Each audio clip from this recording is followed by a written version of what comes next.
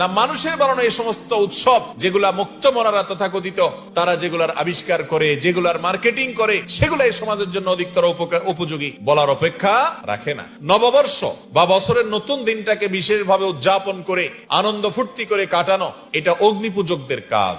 তারা নাইরোজ পালন করত। নাই ফার্সিতে মানে নতুন, রোজ মানে দিন। নাইরোজ মানে হলো নতুন দিন, তার মানে বছরের প্রথম দিন। এটা তারা পূজা করত।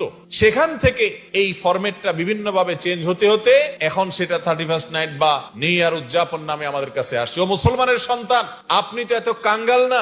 আপনার সংস্কৃতির মধ্যে কোনো অভাব নাই। আপনার জীবনের প্রত্যেকটা ক্ষেত্রে কোরআন এবং হাদিস সুস্পষ্ট নির্দেশনা আপনাকে দিয়েছে। আপনি অন্য কারোর কালচার যদি ধার করে আনতে হয়, তাহলে মনে রাখতে হবে আপনি কেমন যেন আপনি সমুদ্রে পড়ে থেকে পানি পানি করে চিৎকার করছেন। আপনার চাইতে সমৃদ্ধ আর কেউ নেই।